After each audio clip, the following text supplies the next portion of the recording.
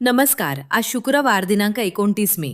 जाणून घेऊया आजच्या मुख्य 5 बातम्या. आपण ऐकत आहात मराठी अपडेट समूहाचे दररोज सकाळी 7:30 वाजता प्रसारित होणारे Marathi update morning news podcast.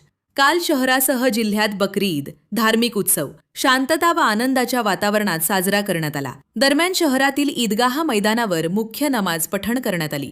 Congress दक्षिण जिल्हाध्यक्ष तथा खासदार रवींद्र चव्हाण यांच्या विशेष उपस्थितीत शहर व जिल्हा काँग्रेस कमिटीच्या वतीने इंधन दरवाढ व टंचाईच्या विरोधात ITI चौक येथे आज शुक्रवार रोजी सकाळी 11 वाजता निषेध आंदोलन करण्यात येणार असल्याची माहिती काँग्रेस उत्तर जिल्हाध्यक्ष विठ्ठल पावडे व महानगराध्यक्ष अब्दुल गफार यांनी दिली आहे. शिवसंवाद दौऱ्यावर आलेले शिवसेना खासदार डॉक्टर श्रीकांत शिंदे हे आपल्या वाहन ताफ्यासह नांदेडहून नायगावकडे जात असताना ताफ्यातील एका वाहन चालकाने अचानक ब्रेक मारल्यामुळे पाठीमागील 3 वाहने एकमेकांवर आदळल्याची घटना काल घडलीय. यात कोणतीही दुखापत झाली नसली तरी वाहनांच्या समोरचा भाग मात्र चक्काचूर झाला होता.